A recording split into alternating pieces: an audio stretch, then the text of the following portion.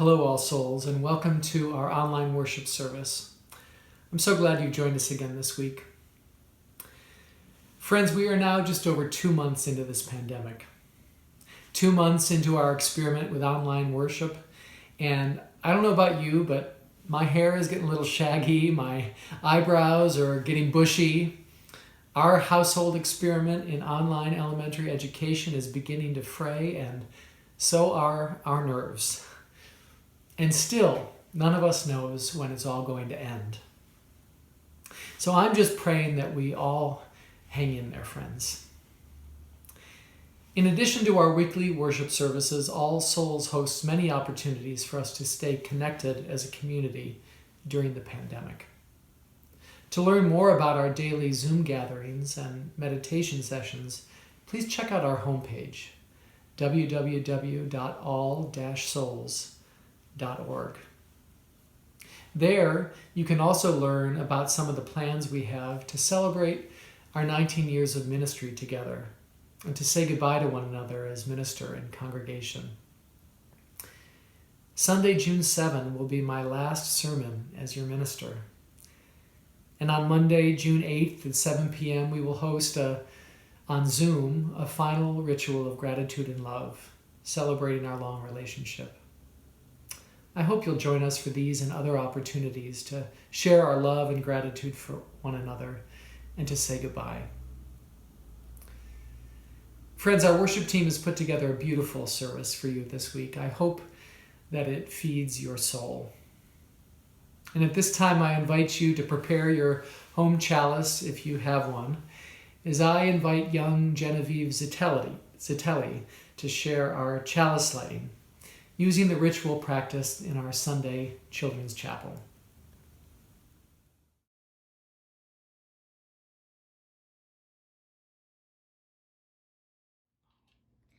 Hi, All Souls. I know many of you wanted to hear the Children's Chapel pledge, so I'm here to do it for you.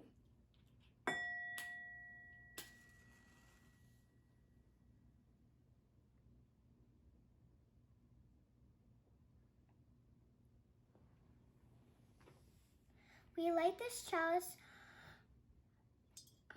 for our Unitarian, universal, spirit-growing, justice-seeking community. I am a living member of the great family of all souls. Bye!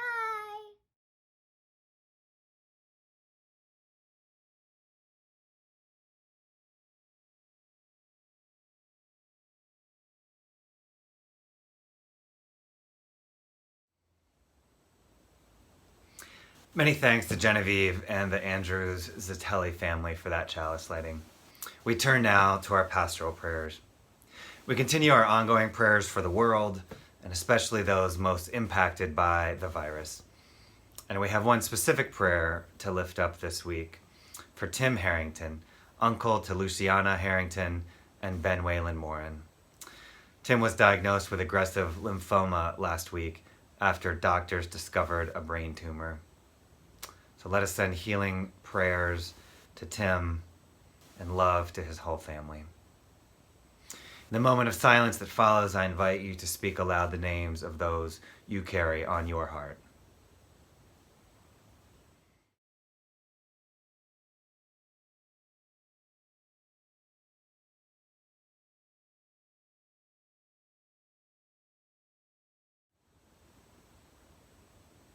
And let us pray. Spirit of life and of love, God of mystery and wonder, be with us in this time of great trouble and transition. Help us find the compassion to take care of ourselves and each other. Help us find the courage to demand changes to policies and systems that make and keep people poor, oppressed, and unhealthy. Help us find the resilience to sustain our spirits and our actions. And finally, dear God, help us find the grace to forgive ourselves and each other. We can only be and only do so much. Amen.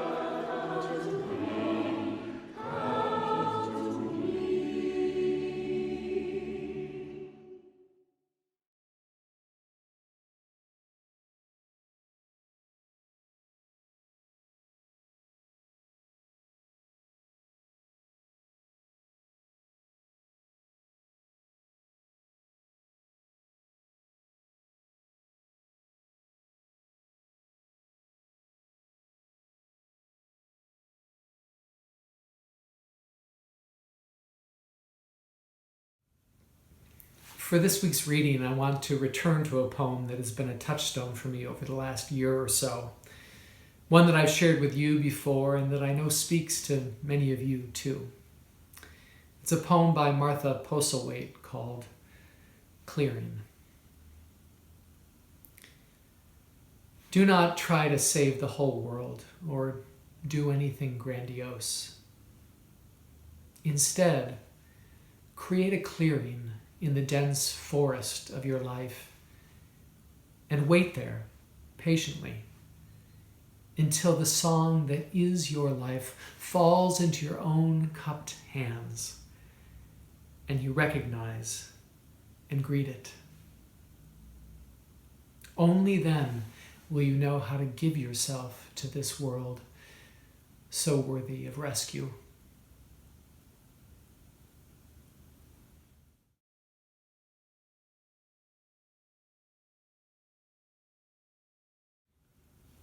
Last October, when I announced I would be stepping down as your minister in June, many of you reached out to share with me that you, too, had recently made a major life transition, or that you were contemplating one.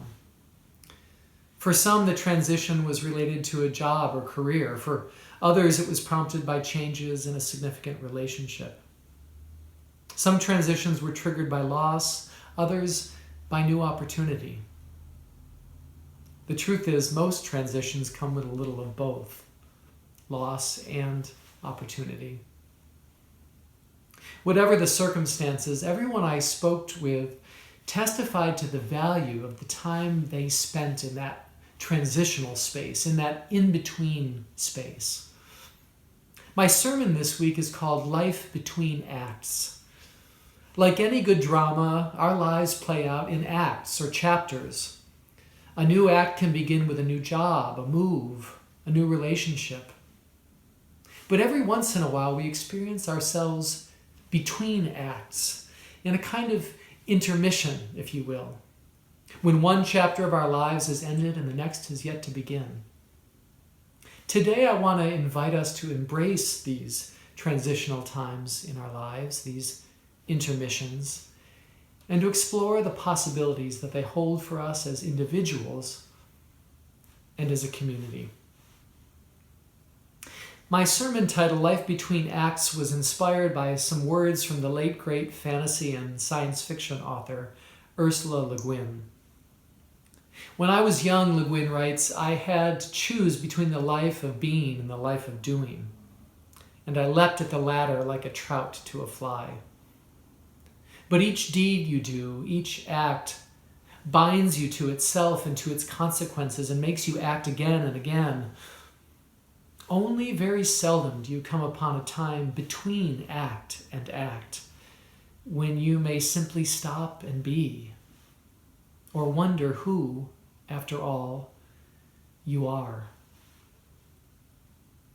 Le Guin speaks to the ways that the events of our lives take on a kind of momentum. One act follows another, 1 year follows another, and before long, decades have passed.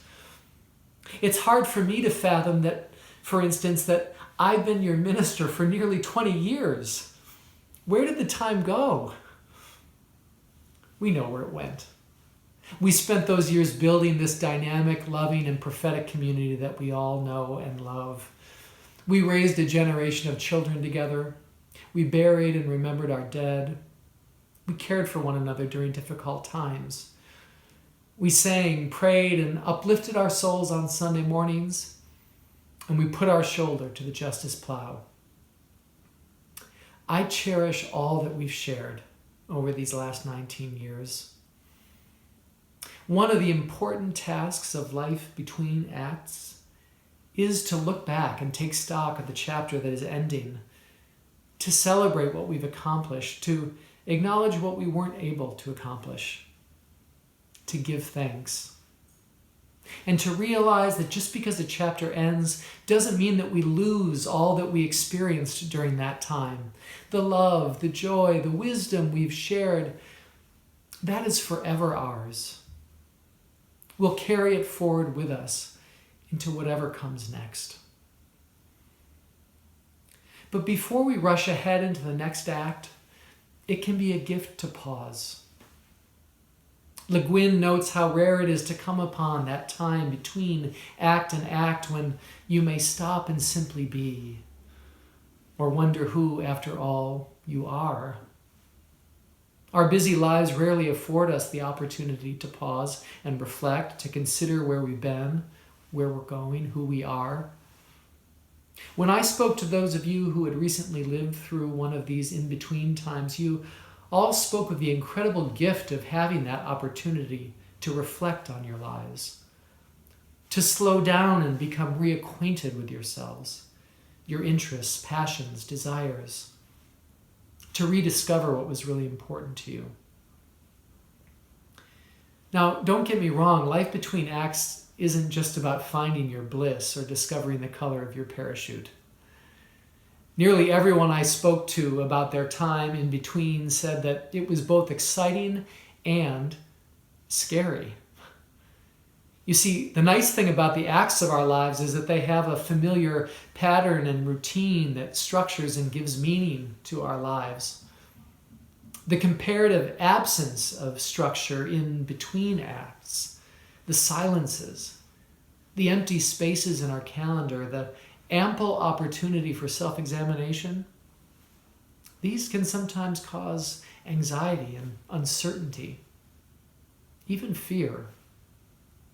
And so life between acts requires that we cultivate some patience and courage and a good amount of trust that in time, new beginnings will emerge. You know, just a few weeks after I announced I would be leaving All Souls, the Washington Post reported that a local Baptist colleague informed his church that effective immediately he would be taking a 5-month sabbatical. He admitted that he felt exhausted and overwhelmed and confessed that he had, in his own words, grown distant from God. He shared a story about an elderly woman in the congregation who had recently confronted him about his habit of overworking. She said, "Pastor, why do you work 7 days a week without a rest?" And he replied, "Sister, the devil never takes a day off." "Since when is the devil your role model, Pastor?" she said right back to him. When my Baptist colleague's sudden sabbatical fell so closely on the heels of my own decision to take a break from ministry, at first I thought it was just a coincidence. But the more I reflected, I realized that the times we are living through, times when it feels like the devil doesn't ever take a day off, these times have left many of us tired and worn out.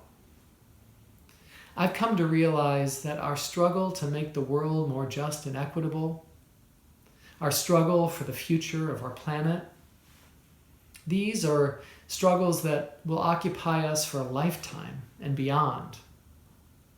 They're not going to magically end on Election Day, no matter what happens at the ballot box. We're running a marathon, not a sprint. And in order to stay in the struggle for the long haul, each of us must discern when and how we will step back for a moment from the struggle, to rest, reflect, and renew, so that later we can step back in again, ready and refreshed. When we step back, we can trust that others will carry the struggle forward in our absence. And when we step forward again, then we can give others the gift of some rest and renewal.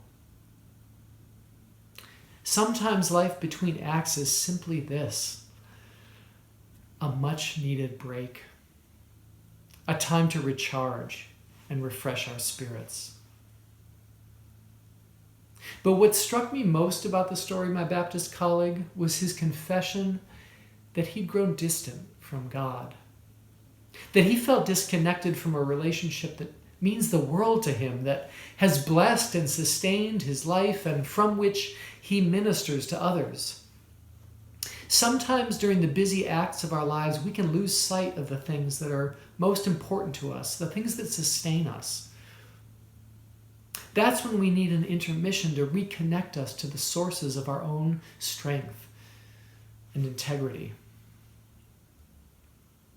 In our poem today, Martha Postlewhite advises us, create a clearing in the dense forest of your life and wait there patiently until the song that is your life falls into your own cupped hands and you recognize it and greet it. Sometimes we need to create that clearing in our lives in order to hear our song again, that song that animates our life.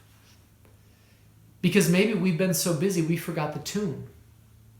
Or maybe our song changed keys on us. Or maybe it's time for us to sing a new song.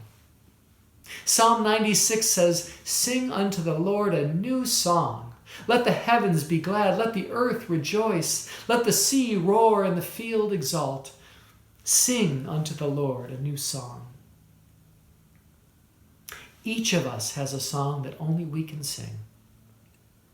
Taking time between the acts of our lives can help us find our voice. Friends, you and I both are about to venture into life between acts. In just a few weeks, I will step away from my ministry at All Souls to take a year for reflection, renewal, and discernment about what comes next.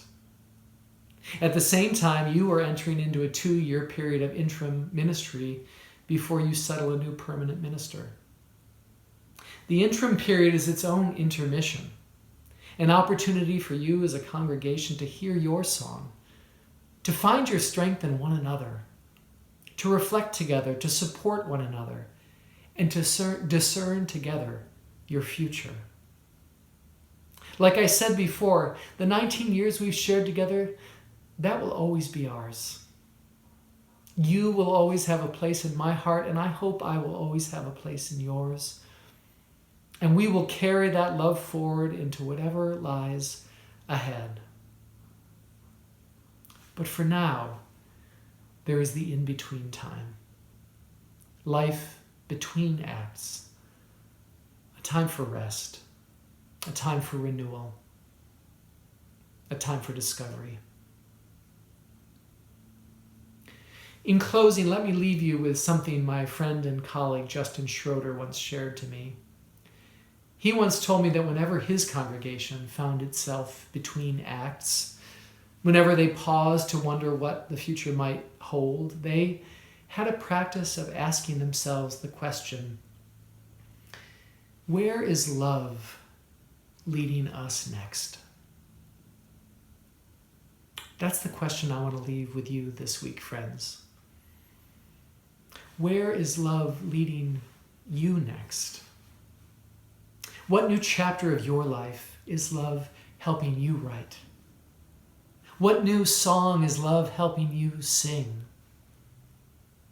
As All Souls Church approaches its bicentennial and embarks on a new century of ministry, where is love leading this congregation next? What exciting ministry does love have in store for all of you? And in the uncertain in-between time brought on by this pandemic, perhaps we might even dare to ask, where is love leading us next as a nation, as a people, as a planet? Friends, we don't know all that the future will bring, but I trust and believe that if we let love be our guide, then our future will be bright. I love you, All Souls. Amen.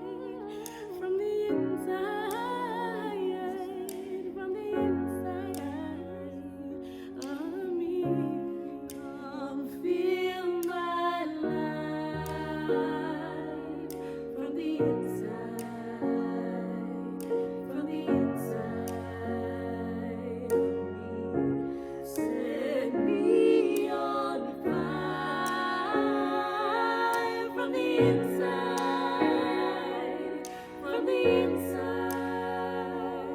of me.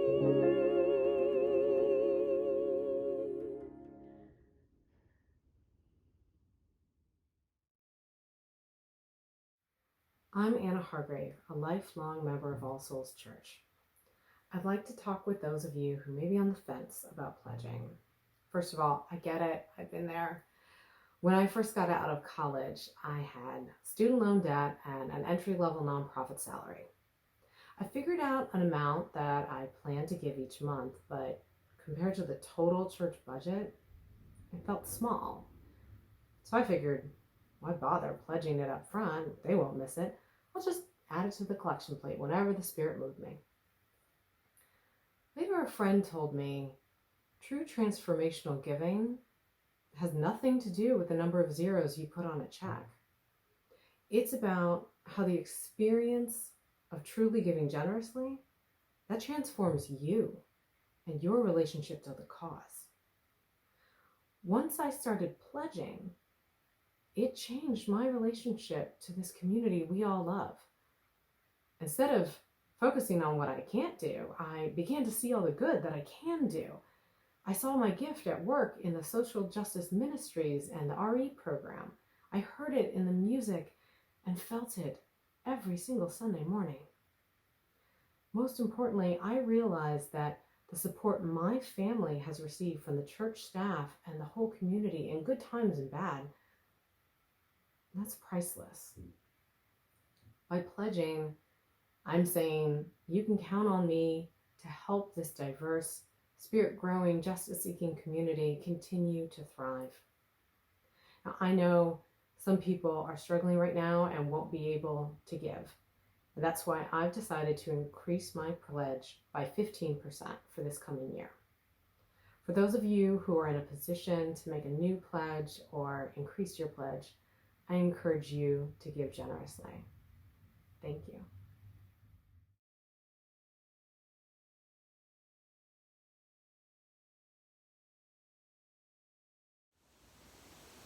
Thanks, Anna. You can make your pledge from the church homepage or the link in the weekly newsletter.